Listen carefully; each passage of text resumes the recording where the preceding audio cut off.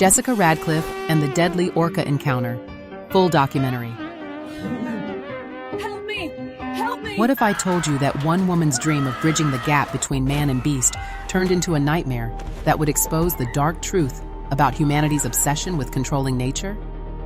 In 1995, marine trainer Jessica Radcliffe thought she understood the magnificent creatures she worked with every day. She believed in the magic of connection, the possibility of harmony between human and orca. But the scars covering the massive killer whale she called partner told a different story. They revealed a spirit that had been caged far too long. Help me! And on one fateful day at Triton's Crest Marine Park, that spirit would break free in the most terrifying way imaginable. This is the story of how paradise became a battleground, how wonder transformed into terror, and how one woman's fight for survival would expose the brutal reality of what happens when we push nature too far. Because what the crowd didn't know as they settled into their seats that day, what Jessica couldn't have predicted despite years of training, was that every splash, every trick, every moment of forced performance had been building toward this explosive breaking point. The warning signs were there. The electrical sparks flickering ominously overhead, the mysterious leaks that maintenance kept dismissing, the way the orca's eyes had grown darker and more distant with each passing show. But like so many tragedies, these red flags were ignored until it was far too late. Staff members would later admit they'd witnessed troubling behaviors in the weeks leading up to the disaster. The orca had become increasingly agitated during shows, its movements less fluid and more aggressive. The massive creature's splashes were growing heavier, more violent, as if each one was a cry for help that no one wanted to acknowledge. But the show had to go on. The crowds kept coming, and the money kept flowing. In the entertainment industry, whether it's Hollywood or marine parks, the show always goes on until something forces it to stop. Triton's Crest had been marketed as a magical place where humans could dance with the sea, where the impossible became routine, and where families could witness the wonder of marine life up close. For decades, it had been exactly that, a stage for wonder, a place where children's eyes would light up as they watched these magnificent creatures perform impossible feats. The park's marketing materials promised an experience that would change your perspective on the ocean forever. And tragically, that promise would be kept in ways no one could have imagined. But by 1995, something had shifted in the waters of Triton's Crest. The magic was beginning to crack, and the careful balance between entertainment and animal welfare was tilting dangerously toward exploitation. Jessica Radcliffe, with her years of training and genuine love for marine life, represented the best intentions of an industry that was built on fundamentally flawed premises. She truly believed she could be the bridge between two worlds, that her connection with these powerful creatures could create something beautiful and sustainable. The day everything changed started like any other. Families poured through the gates, children clutching cotton candy and pointing excitedly at the massive tanks, parents fumbling with cameras to capture what they hoped would be magical memories. The afternoon show was sold out, as it had been for months. Jessica prepared for what should have been just another performance, another opportunity to showcase the incredible intelligence and grace of her orca partner.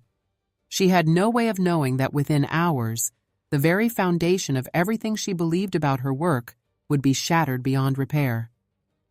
When the chaos began, it wasn't with a dramatic explosion or obvious catastrophe. Instead, it started with water where it shouldn't be, rising faster than anyone could contain it.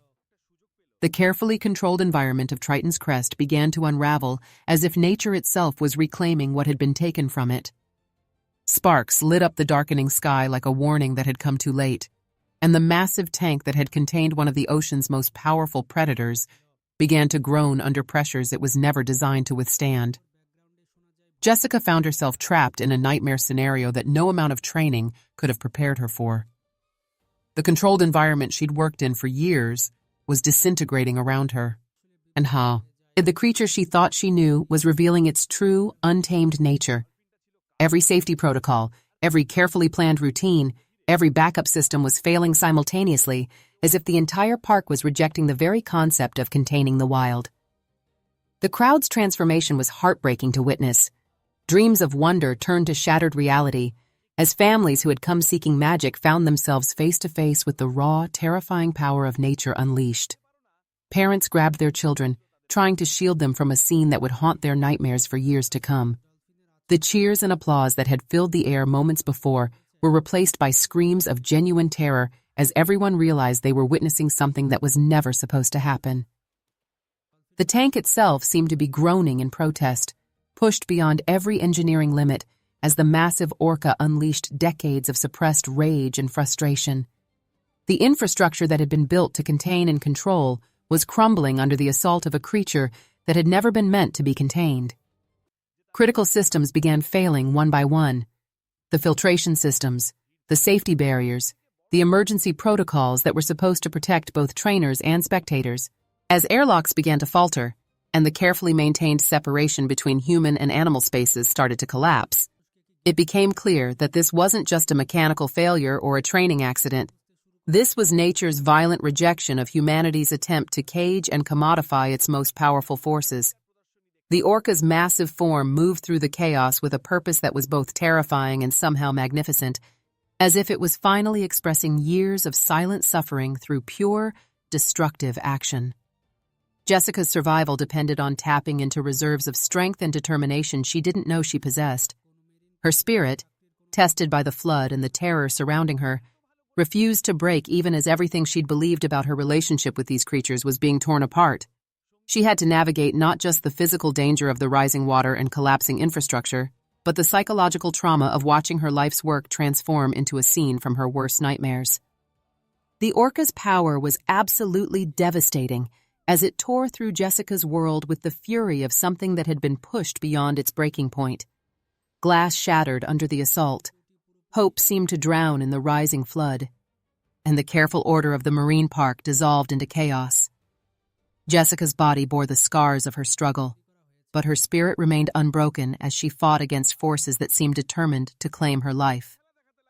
Water surged through the park like a tide that no human engineering could hold back, carrying with it the debris of humanity's failed attempt to tame the wild. The Orca's massive jaws snapped inches from Jessica's life again and again, each near miss a reminder of just how fragile the line between life and death really was. Railings that had been built to last decades fell like matchsticks under the Orca's wrath, and the entire park began to crumble as if it was rejecting its own existence. Through it all, the Orca moved like an unstoppable force, a creature that humanity had tried to cage but could never truly control. Its breach from the collapsing tank represented something primal and untamed, a reminder that beneath the carefully choreographed shows and trained behaviors lived a wild heart that had never truly accepted its captivity. Jessica's desperate swim for survival through the flood became a race against time as the Orca pursued her with relentless determination. The shadow of its untamed might loomed over her as she fought her way toward safety, each stroke potentially her last. The critical infrastructure around them continued to buckle and fail, with the emergency airlock, their last hope for containing the disaster, groaning under pressures it was never designed to withstand.